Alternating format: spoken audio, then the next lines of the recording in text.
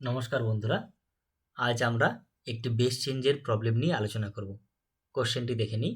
Convert the number 1982 from base 10 to base 12। The result is, চারটি option দেওয়া আছে 1182, 1912, 1192 এবং 1292। তো এই ধরনের প্রবলেমের ক্ষেত্রে আমাদের মাথায় রাখতে হবে, যেই নাম্বারের বেসে আমাদের গিভেন নাম্বারটিকে কনভার্ট করতে হবে, সবসময় সেই নাম্বারটি দিয়ে গিভেন নাম্বারকে ডিভাইড করতে হবে। তো প্রথমেই আমরা 1982কে 12 দিয়ে ডিভাইড করলাম। ডিভাইড করার পর আমরা কোশেন্ট হিসেবে পাবো 165 এবং রিমাইন্ডার হিসেবে পাবো 2।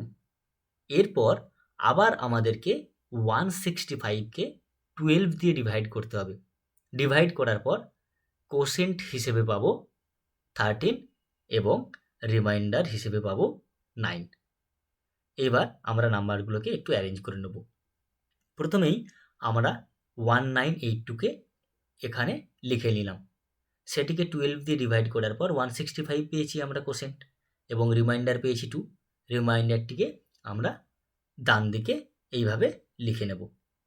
তারপর 165কে আমরা আবার 12 দিয়ে ডিভাইড করার পর কোশেন্ট পেয়েছি 13 এবং রিমাইন্ডার পেয়েছি 9। 13কে আবার আমাদেরকে 12 দিয়ে ডিভাইড করতে হবে।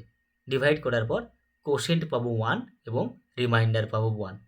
1কে আবার 12 দিয়ে ডিভাইড করার পর কোশেন্ট পাবো 0 এবং রিমাইন্ডার পাবো 1। সুতরাং 1982 এটি বেস 10-এ দেওয়া ছিল, সেটিকে আমরা 12-এর বেসে কনভার্ট করার পর কী পেলাম? 1190। সুতরাং আমাদের অ্যান্সার হয়ে যাবে অপশান সি। Thank you.